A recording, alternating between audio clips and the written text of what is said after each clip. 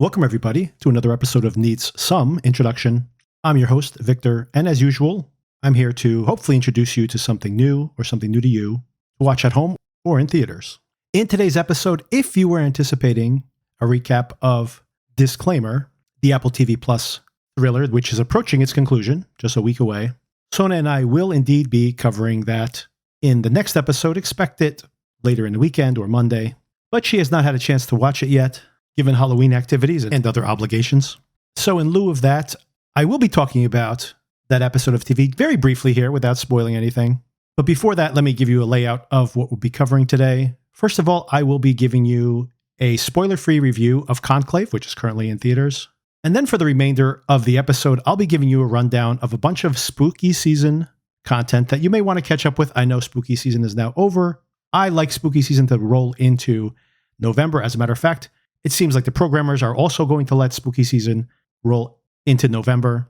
There are some pretty high-profile titles coming out just in the next couple of weeks. So a lot of content came out. I'm sure you're behind on it. Which ones should you catch up on? Which ones should you skip? I'll give you my opinion. And I'll try to put in timestamps appropriately in the show notes, so check there.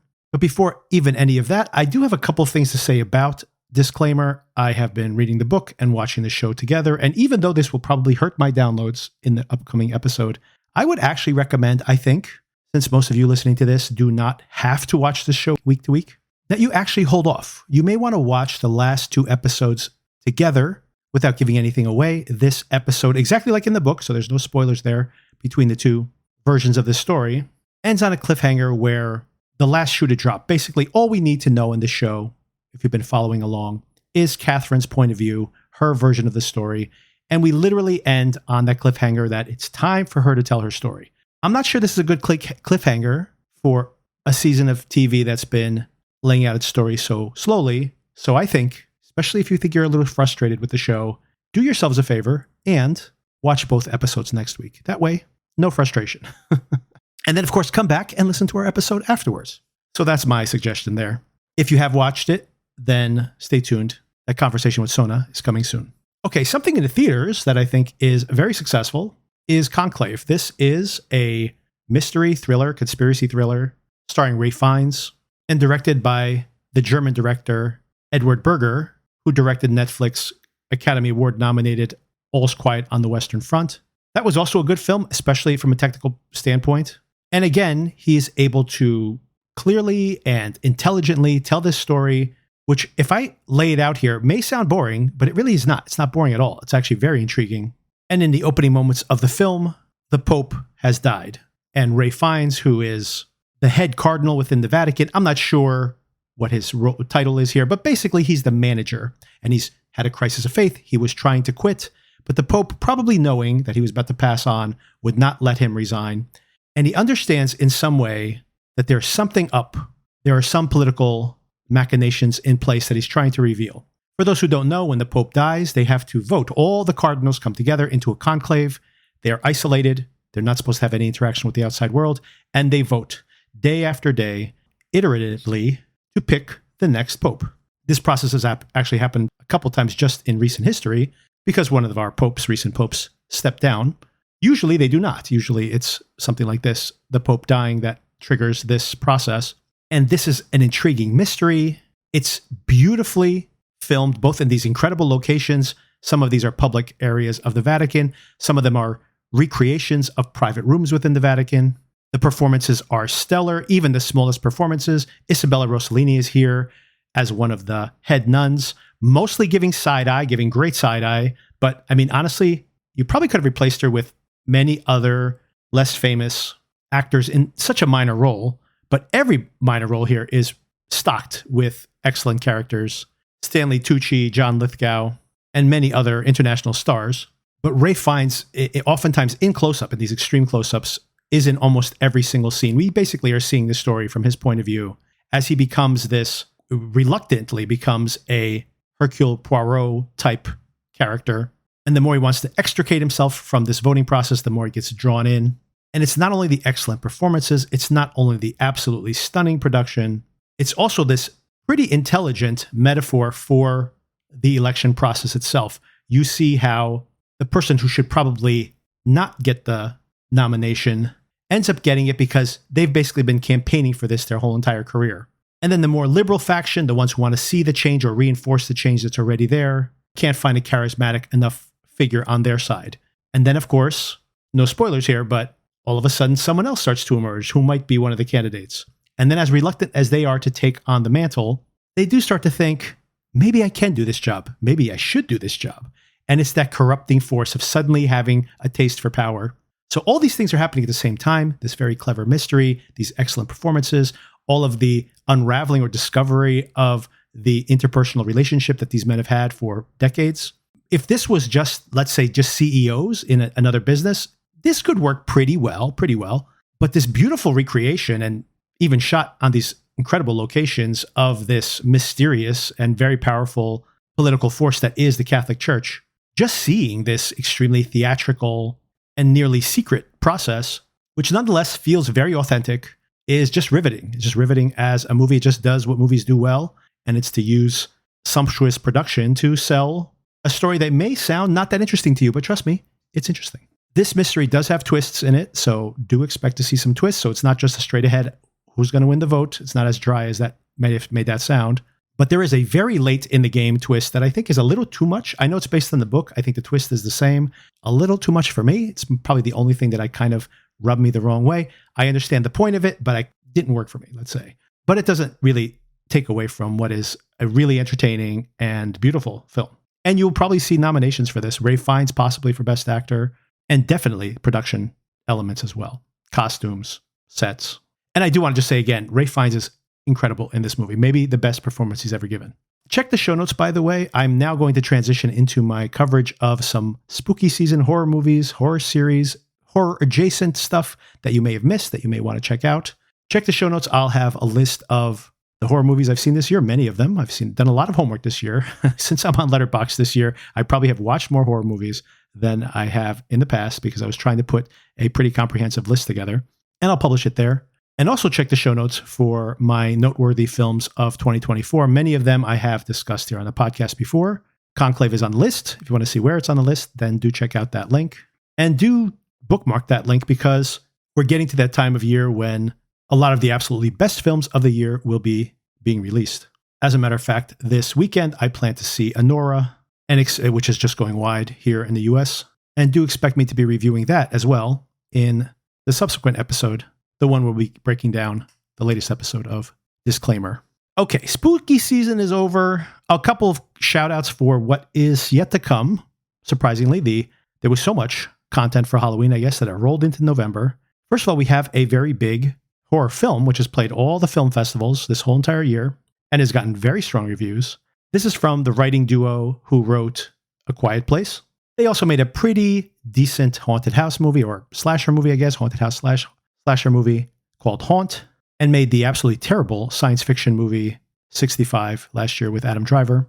But this one's been getting really solid reviews, and it features Hugh Grant in potentially another award-nominated performance as a reclusive guy who some young girls shows up on his doorstep who are on a religious mission, and he engages them in a religious discourse, and the situation gets fraught over the course of the night. I have not even seen the trailer for this, or actually, I guess I saw part of the trailer for this when I went to see one of these horror films this summer, probably Longlegs, where they had like 25 horror trailers on that film. But in general, I have tried to stay unspoiled on this one, but the reviews have been very strong. So I do expect to watch it next week, and I do expect to review it here on the podcast. And 1 week after that, another pretty high-profile title. There is a series of horror films available on Netflix, produced by Netflix, called Creep. This is a found footage series of films about the Mark Duplass, of all people, this very recognizable character actor who also has, he and his brother have both made a career of lower budget, more experimental, mumblecore type films. He's like one of the progenitors of that genre.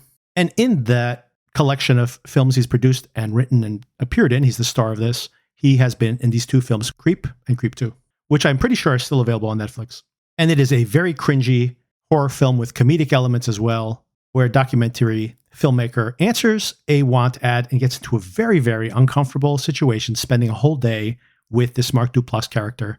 And not dissimilarly from the original Speak No Evil, it is a horror film of social conformity where you feel like I should get myself out of here, but you keep getting drawn back in because you want to be polite. You don't want to offend anybody. You don't want to seem like a rude person. If you like that kind of cringy social interaction, which is subverted in the second film, by the way, so it's not just a repeat in the second film, cleverly subverted there. I do recommend these films. I actually think they're very good. I like both of these films, but I do know that it is kind of an acquired taste, low budget and found footage, and very uncomfortable, very cringy. So if you don't like cringe, you may not want to watch this. But I bring all that up because on Shudder, if you have Shudder, I know many of our listeners have Shudder, or you have AMC Plus, there will be a series going week to week for about 6 weeks called The Creep Tapes, I believe, and also starring Mark Duplass, but it is an extension of this character and other tapes, I assume, from his collection. And as a big fan of those first two films, I am curious to see how this progresses, how this concept can evolve from episode to episode. All right, so that's some horror to come. There's also the Nosferatu film coming. There is a Dexter prequel coming in December. Dexter, of course, having a huge rejuvenation, now available on Netflix again, and just getting massive ratings on there. As usual, the Netflix effect of turning things with even smaller fan bases and just expanding on them. Lost recently premiered on there and has become a huge success as well. But that is relatively little content compared to the absolute massive volume of horror that rolled in starting in the end of summer and all the way through to this very week. Okay, let's start on the television side of things. First of all, if I'm going to recommend anything for anybody to watch, and I would recommend this to almost anybody, you don't have to be a Marvel fan for this. I am going to recommend, which I just finally caught up a few days behind on the finale of Agatha All Along. So for anybody who watched WandaVision, you know that Catherine Hahn is reprising her role as Agatha Harkness in that series. She's a witch, hundreds of years old witch, who has a really bad reputation for killing other witches. And she emerges over the course of the WandaVision series to be her nemesis. So I had a really interesting experience of watching this show. First of all, Marvel's been having a really rough time for the past couple years or so, especially on the TV side. They've had a really rough year of not having any kind of crossover success for a couple of years, and culminating to a large extent with the Secret Invasion series, which they spent around $280 million on episodes that got chopped down to, I think, 6 episodes. Most of them couldn't even get to 30 minutes after they were truncated. So the thought that you're spending this kind of money on something that is this niche, that is only available on Disney Plus, what was this business plan? I don't know what they were doing, but there was obviously no quality control and really no guardrails at all on what you're spending and what value you're getting back. And then I really just stopped watching the Marvel shows in general, including What If, the animated series, which I thought was excellent for season 1. And I didn't even bother watching season 2 because I was just so burned out on the Marvel experience. And I think everybody's kind of burned out on these comic book movies. We just saw not only the utter collapse of the Joker film, but also just this past weekend, the final Venom film, which will probably be profitable, but still opened at about half of what the previous film did. So in general, everyone's burnt out on these comic book titles. So I wasn't really that interested in seeing this. But for whatever reasons, I think they were very smart to release it around Halloween. I watched it primarily to be like, well, if this is good, I could talk about it on the podcast. If this is bad, I can come up with an editorial on how Marvel keeps screwing these things up. Well, Marvel did something really smart here. I don't know if they tinkered with this. This show's been delayed for almost a year, so I don't know if they tinkered with it at all, but it doesn't seem to be tinkered with at all. This does seem to be the project they greenlit. And they're taking this character from a TV show that was very popular, but 3 years ago at this point, maybe more.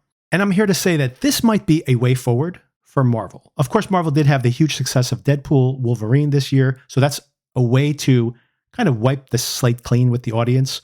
But we've seen that has not led to an uptick in people attending other comic book series since then.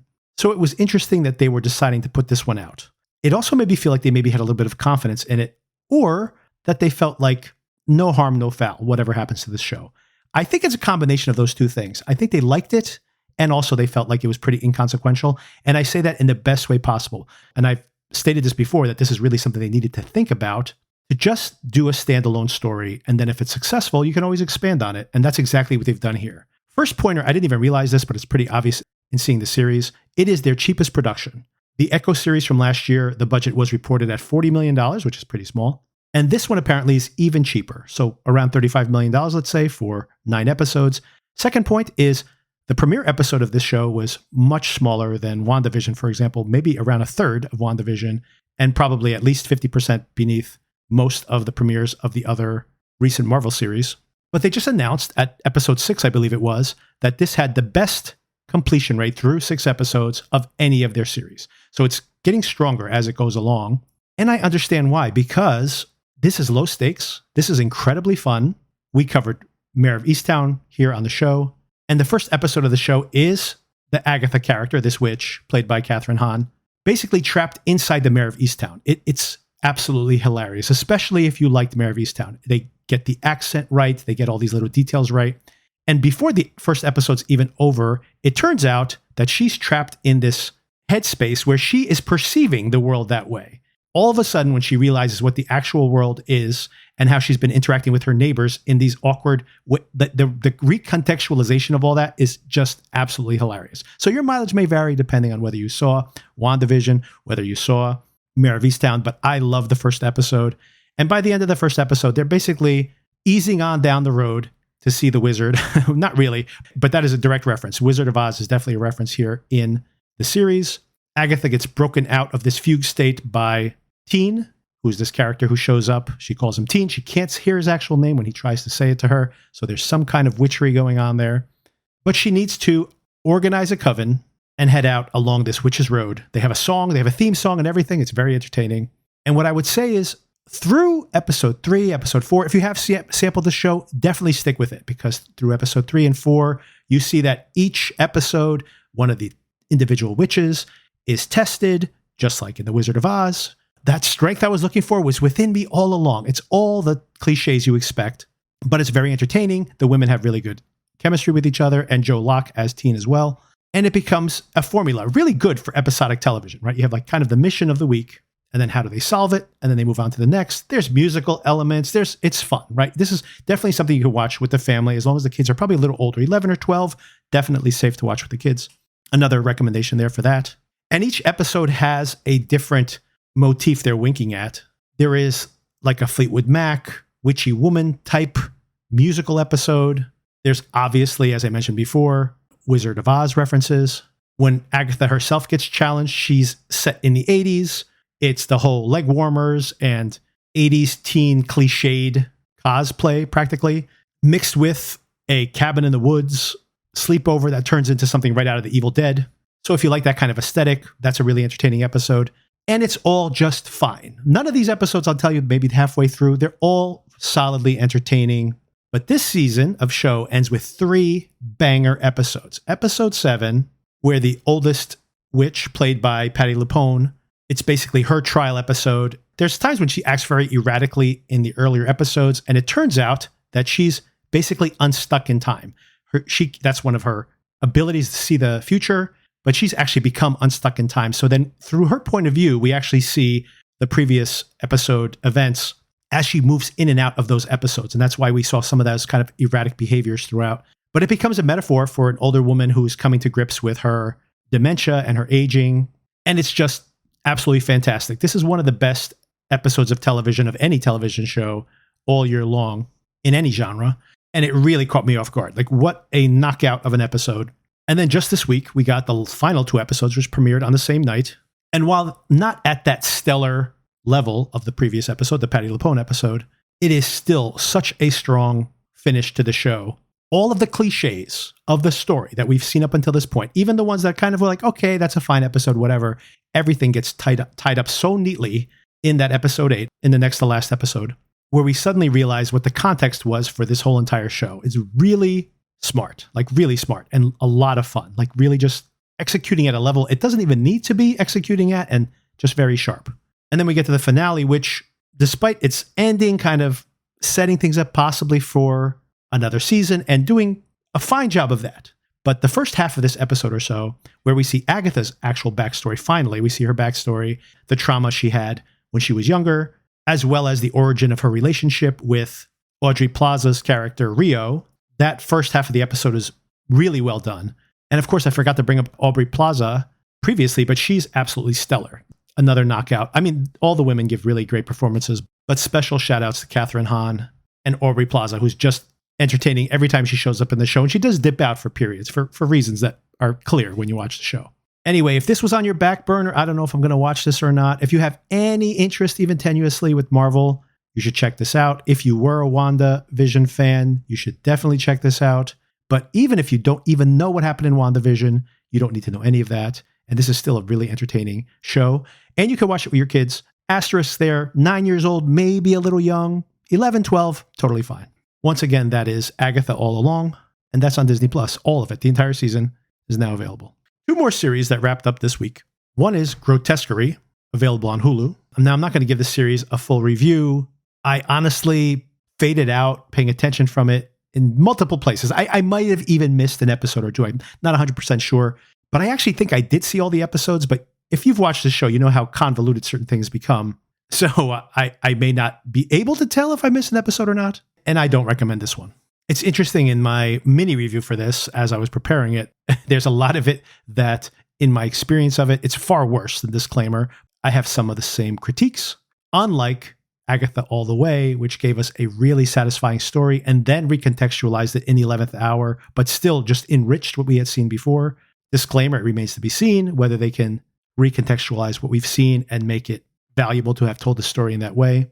Grotesquerie, I think, is a failure here. And I don't even know why I bothered to watch this. Part of it is because I have been trying to sample Ryan Murphy content again. I reluctantly kind of liked the Jeffrey Dahmer series from a year or two ago, whenever that was. I thought the Menendez series recently, which was very popular, was interesting. I don't think it really gives us insight into reality, to be honest. And that's a much broader conversation to have. But I do think that it raises some interesting points, even as it doesn't know what to do with them. And I'm always up for a series, an actual horror series, which is so rare around this time of year. So I watched the series very casually. I found this grating from moment one, from literally moment one. I'm not going to spoil the reveal here because there's a big twist later in the series, which is not worth it, by the way. I guessed the reveal almost immediately because it's just everything is so heightened. Everything is so preposterous. The murders are so outlandish, and people literally appear and disappear from scene to scene, like as if they're magically teleporting around, which just made me very suspicious that I should trust anything I was watching. But then the show goes on for 7 episodes, in this bizarre purgatory state. So I start to think, are we supposed to believe that this is actually happening? Like, it's so ridiculous. How can we believe? But I'm like, I guess this is the show we're watching. And I quit the show a couple of times, but then came back to it when I had some time. So I did finally catch up to the episode when the twist was revealed, which was episode 7. And thankfully, a lot of these episodes were on the shorter side. And the reveal is literally what I had suspected from the very beginning. I'm not going to spoil it here once again, but what we're seeing is not actually happening. And then because we were so close to the end, I'm like, all right, I'll try to finish this off. And by the way, as I said, I think I might have missed an episode here at the end. Not the final episode, but one of the final episodes. But I don't think it matters. Because basically all the craziness wasn't actually happening, or what's happening in a very different context starts to now permeate to this possible reality. Is it? But maybe we're not in reality yet. Maybe we're still not actually in the real world. And that's it. The season ends on this cliffhanger, and it's preposterous. It's like such a waste of time, because why did I wait 7 episodes to have explained to me what I suspected within minutes of the show beginning, and then to get some kind of closure at the end? And they're like, nope, tune in next season. I'm like, there's no second season, people. No second season. It's not happening. So for all those reasons, even if you're intrigued by the first couple episodes, I would say don't hang in there, because you're not getting a season 2, and this season 1 is not giving you anything. Thumbs down. All right, the third one, I'm also not going to recommend this one, but this is a better series. If you have Peacock, you could do worse than watch the series Teacup, which is based on a bestseller from decades ago. And in it, basically, there is an alien invader that can move from person to person, and we have a family and some neighbors trapped together on a farm where they can't really trust each other. This is well made. The performances are pretty solid. I thought it was a little slow. This would have worked better as a movie or as a mini-series. These are very short episodes, by the way, and there's only 8 of them. So about a 4-hour commitment. What I would say is, if you're expecting a horror series, this is going to definitely go into the sci-fi realm. I don't consider that a spoiler, because it's kind of made explicit by the end of the first episode. And the first episode's only like 25 minutes long, so I'm not spoiling much here. And it's an interesting premise. And as you would expect, there's all this hidden animosity that comes to the surface because you can't really trust anybody. And honestly, the show could have done more with that. And the production is a little cheap sometimes, but most of the time, and the performance as well, pretty solid and pretty well made from a directing standpoint. But the reason I won't recommend this, like I said, if everything I just said, if you like sci-fi horror, if everything I just said intrigues you, if you like the cast, you're going to like this cast. They're pretty well known. Scott Speedman from a lot of movies and a lot of TVs, the Canadian actor. Yvonne Strahovski from hundreds of episodes of television shows. She's very popular, has been in so many successful TV series.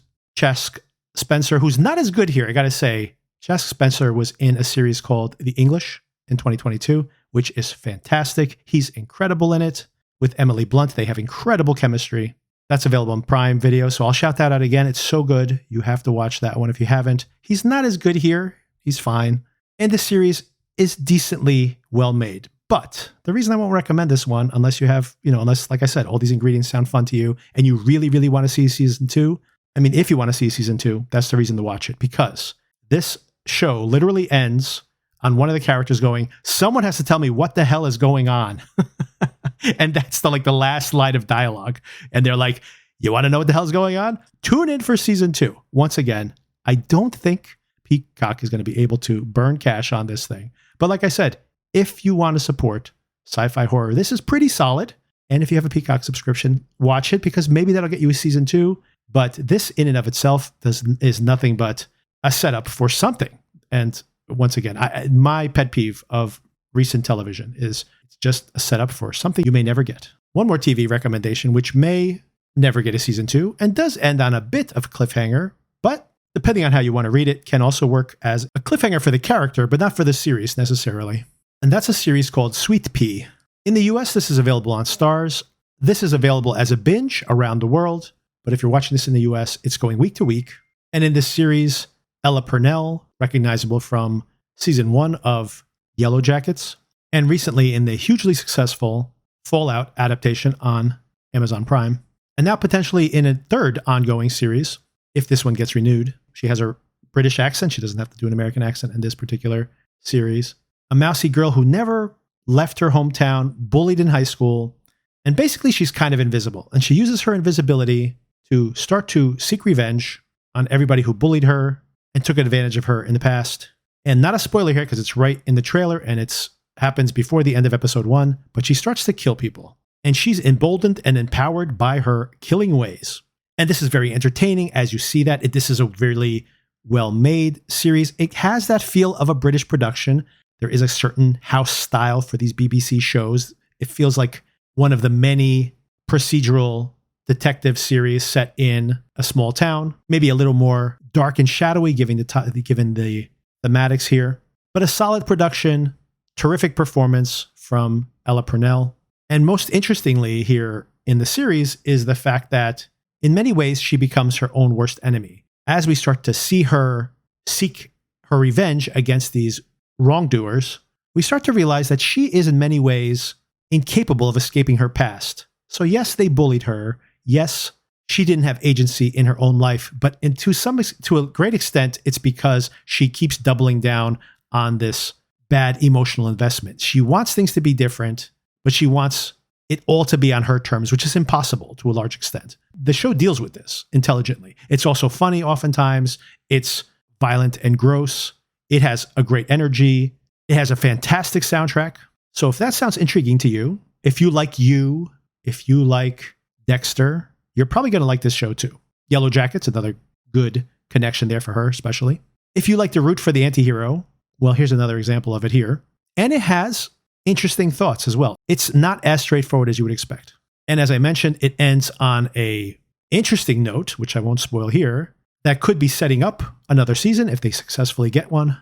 But it's not unsatisfying without one, because in a lot of ways, it may make you think that it's just the chickens coming home to roost. Okay, here's some horror-adjacent films you might want to catch up with. These aren't quite horror movies, but if you like thrillers, if you want a little bit of creepiness without going full-on horror, you may appreciate these. First of all, the very popular Woman of the Hour. This is Anna Kendrick starring and directing her directing debut. And this is based on the killer that became known as the dating game killer, one of the many serial killers active in California in the late 70s and early 80s. And in this particular case, this person who had many arrests had been recently released from prison for a sexual assault, nonetheless passed his screening and was put on the dating game. This is all true, by the way, and won the date. And we see the dating game set and the questioning of the guests as the centerpiece of the film, highly fictionalized, by the way, but for an effect. And then interspersed throughout the rest of the film are these recreations of the actual assaults, which are brutal and cold-blooded, and very much from the perspective of the victims rather than the effect we oftentimes see in these fictionalized versions of these stories, where the purpose of the film oftentimes is to build up the mystique of the killer. So very much a different perspective here, but nonetheless traumatic and terrifying in those moments. Kendrick does a really good job. This dating game set, which also is a metaphor for trying to make a living in this extremely sexist and transactional culture of Hollywood. She's an actress trying to get an actual acting gig when she ends up on this dating game. And then the questioning of these hidden bachelors is a metaphor for the dating game itself, that women are constantly putting themselves on the line, meeting with these strangers. And that, of course, the sociopath would be the one who's to be the most charming because he knows how to manipulate people, because that is his goal. So a very interesting critique of the dating culture at the time, and even probably to today, of Hollywood and its toxic and casual sexualization of women, of this killer who preys on these women, oftentimes promising to take pictures of them for their headshots so they can find work in this business. And subtextually to all of this, of policing in this era, this is the era before DNA evidence, for example. But the reality, and I call this out in a review I put on Letterboxd as well, of a case like this, and also of John Wayne Gacy, who killed all those boys in the mid to late 70s. In both cases, these men were known sexual predators, had been brought in as suspect number one multiple times. In the case of this killer, had actually been arrested multiple times for very similar crimes, and yet were set free. So the whole mythology that these killers are such super geniuses, they can never get caught. They never got caught because someone dropped the ball along the way. And not one person, but dozens of people dropped the ball throughout their murderous careers. So there's subtext, and it works as a thriller too. So check it out. It is also very popular on Netflix, so if you're curious to check it out, do check it out. A much more popular thriller on Netflix, but not the better film, is one of their most recent releases called Don't Move. This comes from Sam Raimi, who directed The Evil Dead famously, and of course also eventually did the hugely successful Tobey Maguire Spider-Man films in the 2000s. And just to tie all this conversation together, also directed Doctor Strange in the Multiverse of Madness, which of course killed off Wanda, spoilers, which is one of the origin points of the Agatha All Along series that we kicked off this episode with. And I bring up the Sam Raimi connection because there's often a lot of slapstick humor in his films, and this film probably would have worked best if it had leaned into the slapstick. The premise of this film, it starts off pretty intriguingly. This woman ends up at the top of this mountain. She is about to commit suicide. Apparently, her child slipped from this place. This is actually a pretty emotional opening to this film. And a kindly stranger talks her out of it. And then shortly thereafter, ironically, this woman who wanted to die is abducted, and she's injected with a chemical that slowly paralyzes her, and she needs to get out of these circumstances. If it wasn't for the heavy burden of this dead child, which opens the film, this could have gone straight on slapstick comedy. There are so many sequences when she is losing her faculties and she's able to escape. She's pretty resilient and she's pretty resourceful in how she solves things, but it just happens that, yes, it's a legitimately resourceful way to escape the situation, but it's incredibly convenient at the same time. And this simultaneously, I can't believe that happened at the exact moment when she needed it to happen, which is almost like something out of a comedy, but also that every time she thinks she's saved, it gets into a worse situation and a worse situation. It is, once again, pretty funny through that midsection of the film. So pretty entertaining, I'd have to say. The first half of this film, I'm definitely on board. I'm definitely entertained. It is dumb, but it is all intelligently dumb. So I am enjoying it. And then it just does nothing at all. There is a moment late in the film, and maybe this was where the script was originally going, where it seems like the person who's drugged her is suddenly caught off guard that his family may be arriving at the location where he's planning to torture this poor woman. And there's a much better film, which basically has the same plot, called Alone from 2020, which is the better movie. I think it's available on Hulu still. But at one point, I actually thought that's the direction we're going in. They're all going to end up in the cabin in the woods together, and how's she going to get herself out of that one? But no, it just doesn't do anything. It doesn't do anything interesting after that initial part of the, maybe the first half of the film. But yeah, I don't recommend it. But it is very popular. So if you were curious to see it, as long as you set your expectations, or hey, if you watch half of it and then you never get around to seeing the second half, you're fine. Just write your own ending. But that film very much made me think about Trap, which is now available on HBO Max. This family man / serial killer. I mean, these characters could be the same character practically between these two films. And Trap is very popular right now because it's available on HBO. Talk about dumb fun. I don't know if this was intention was to make a movie this dumb, but, and once again, if you set your expectations, I do recommend this one as just a dumb ride. If you're going to take this seriously, if you're a serious M. Night Shyamalan fan, there's an episode here in the feed where I broke down the whole entire Trap film. So check that out for more details. But if you are thinking that he's turning a corner and he's going to make more serious films, and this is like a turning point for him, it's not.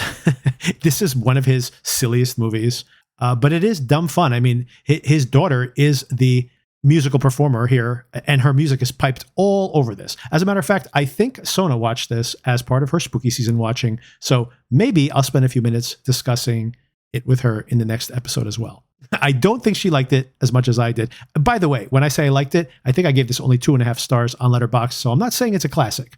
I'm saying it's dumb and it's fun. And the big, or one of the big horror films out in theaters right now, of course, is Smile 2, which is not going to be as successful as the first film, which is a little surprising considering word of mouth on this is very strong, even stronger than on the first film. I didn't enjoy this, probably not more than the first film, but I do want to call it out again. This one is supernatural, so it's definitely a horror film. If you like Trap, you may like this as well. It also has a musical performer. It'd be very funny to imagine this and the Trap movie in the same world. Maybe they're going to go on a world tour together, or oops, maybe not. But if you did watch Smile 2 and you want to almost play around in your head with, what would it look like if these two performers made a song together? And what would that movie look like? Oh, and while I'm talking about Netflix, I do want to shout out yet again, we reviewed it here on the podcast, the body swap comedy thriller, It's What's Inside. Really entertaining. This should be burning up the charts on Netflix, but dumb stuff like Don't Move is going viral while this is kind of languishing on the charts, I have to say. Celia and I watched it and reviewed it. We both liked it very much, and we reviewed it here on the podcast feed.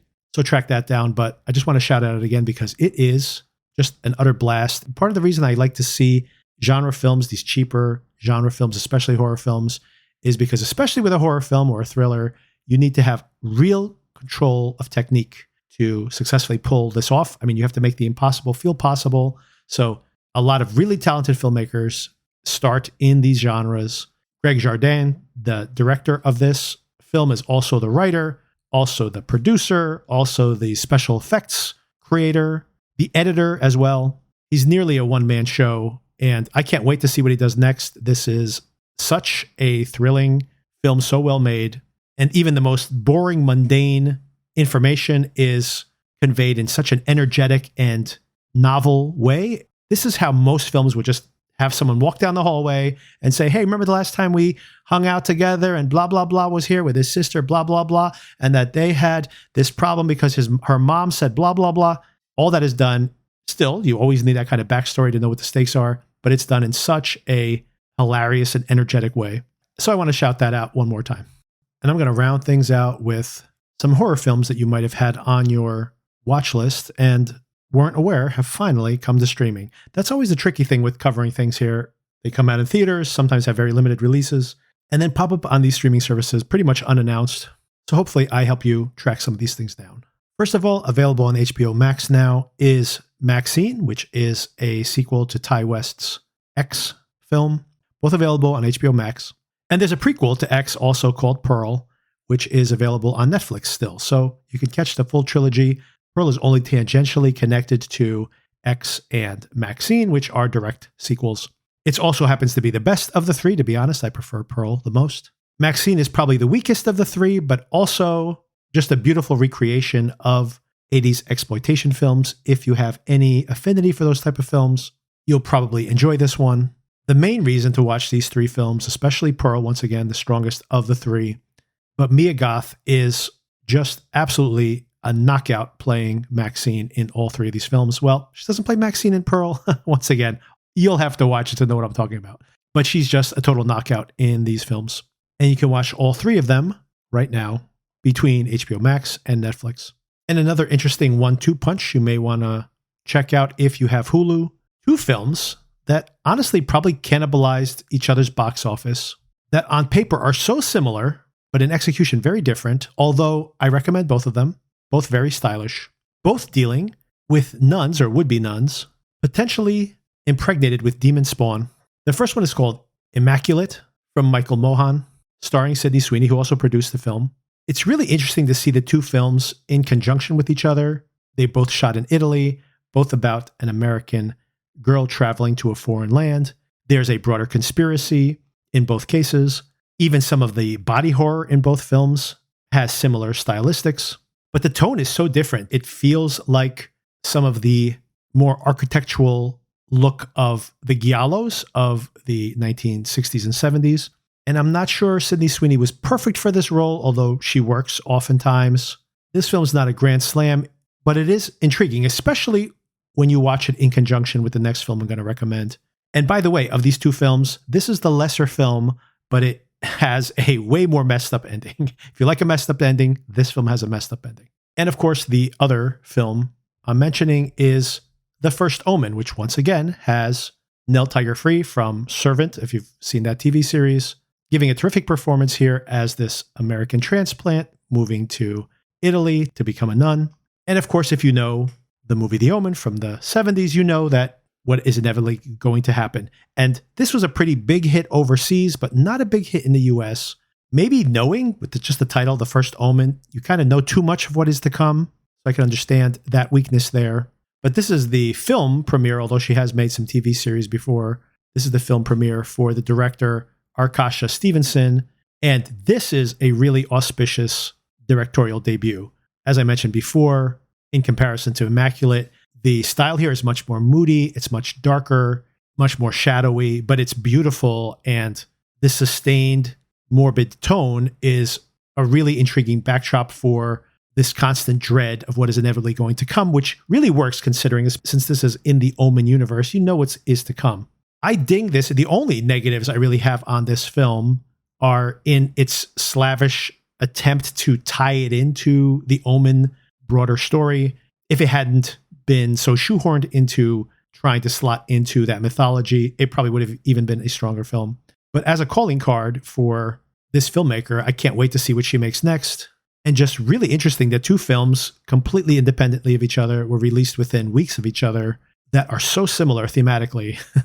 If you can only watch one, watch The First Omen. But if you have the time, watch them both. It's an interesting counterpoint to almost give two different writers an assignment and see what versions of the story they come back with. And that's The First Omen, and it's available on Hulu right now.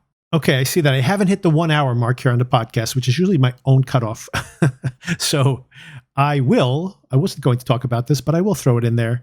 Very popular right now is this very interesting independent production, a film called Terrifier, or actually I should say a series called Terrifier, shot right here in New Jersey, my home state, primarily, at least the first two films. I think now less so. They might be shooting in Staten Island more now, but the first two films I think were primarily shot in a couple of locations here in New Jersey on tiny budgets. So this filmmaker, Damien Leone, also a special effects artist, started his career making low-budget horror films, one called Terrifier, which was a short film starring this Art the Clown character. There might have even been another previous short film with him in it as well, this character.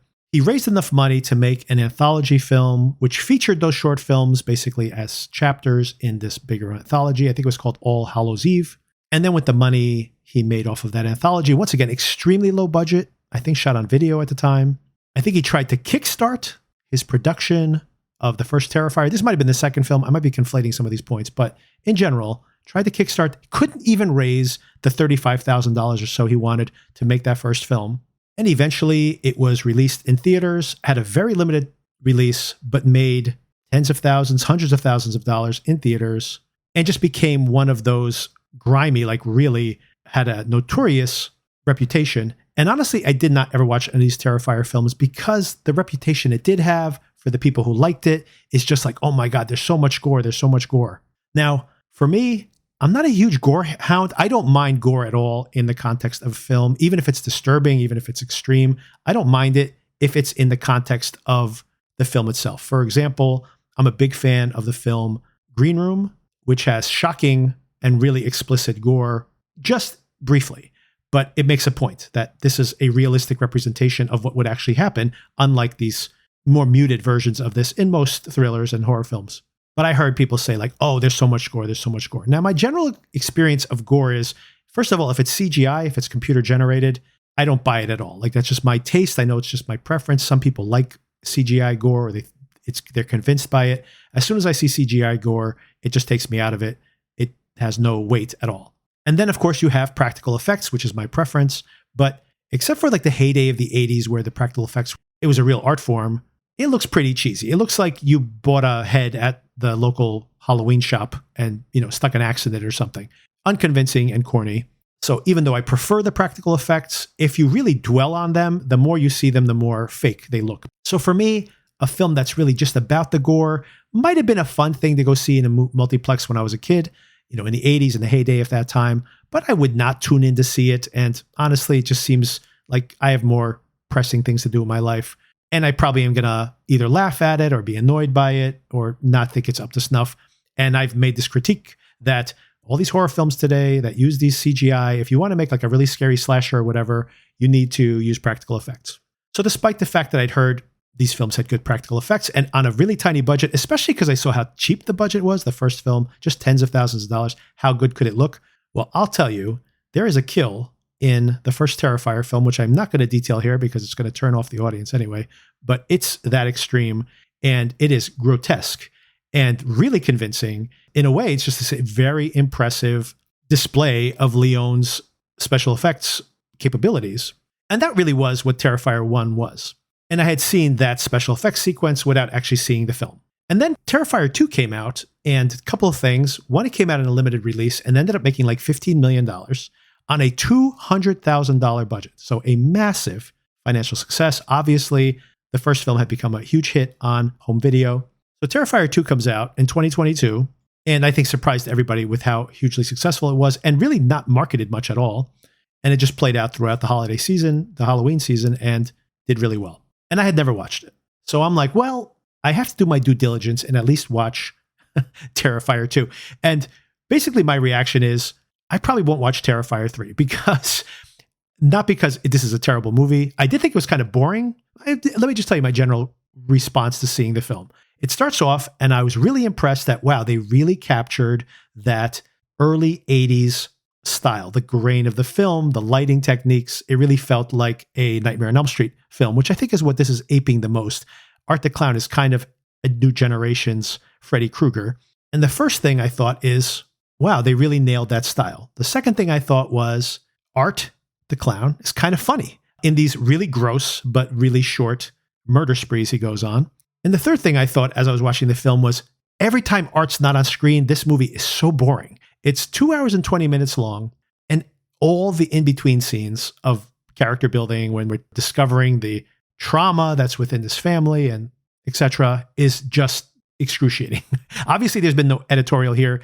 And I mean, it could be tightened up. So I really do believe that Leone has a certain talent, especially for the special effects, which are extremely convincing.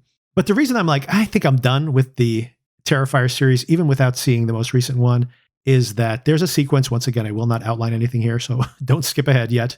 There's a sequence that is so drawn out, so protracted in the middle of Terrifier 2, and so grotesque, like really is shockingly grotesque. So I have to give credit to the amazing detail of the special effects, like totally convincing. Like you don't want to see anything more realistic than this in your horror films. I don't think so. I mean, only true psychopaths or masochists would want to see something more grotesque than what is displayed here.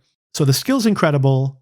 The fact that this movie, especially Terrifier 3, which I'll get into in a minute, has become such a mainstream success This is so transgressive. There's not been anything in the multiplexes in years that is this visually transgressive.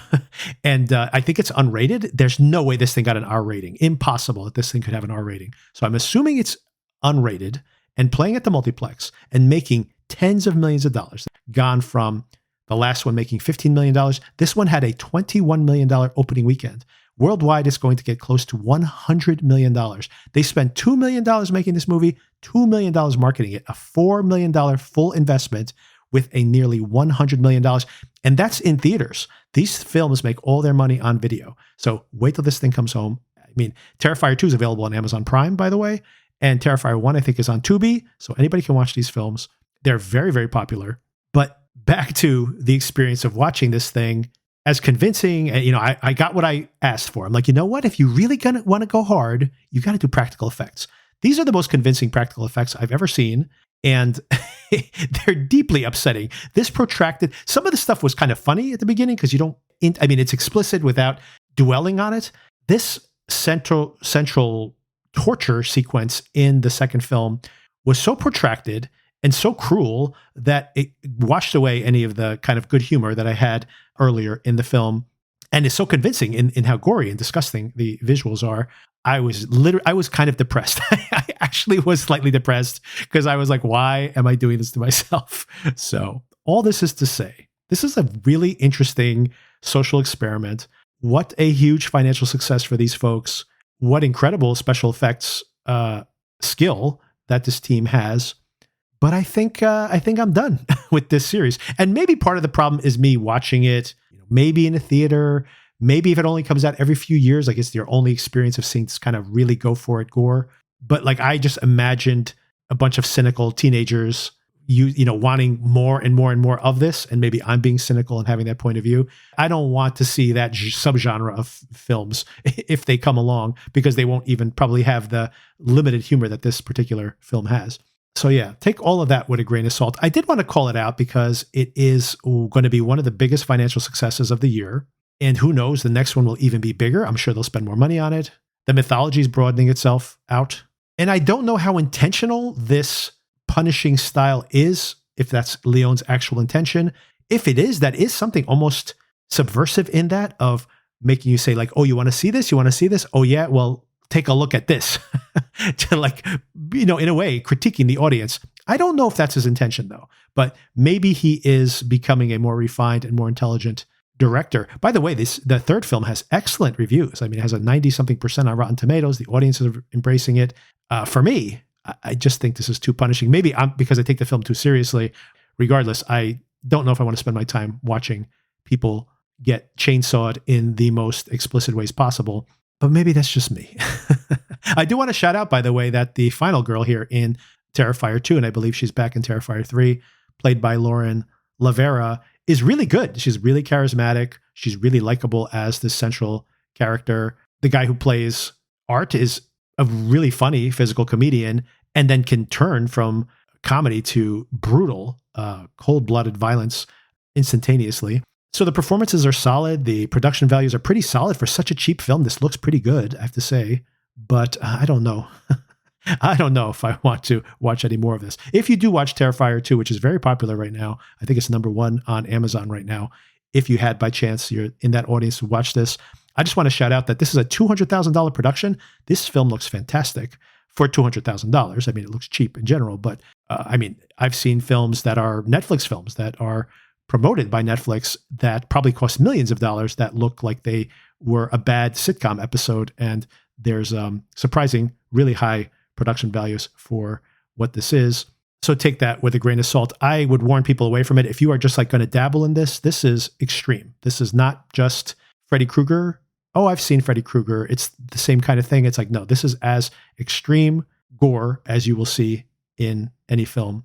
So in a way, it sets a new benchmark, but I don't know if that's necessarily valuable in any possible way. All right. So this is not the end of me talking about horror. I will probably be seeing Heretic, which I do not think is going to be gory. So I'll give you a break from that, at least in next week's conversation. But before then, Sona and I will be discussing the most recent episode of Disclaimer. And as I mentioned, you may want to actually skip that conversation until you see the final episode.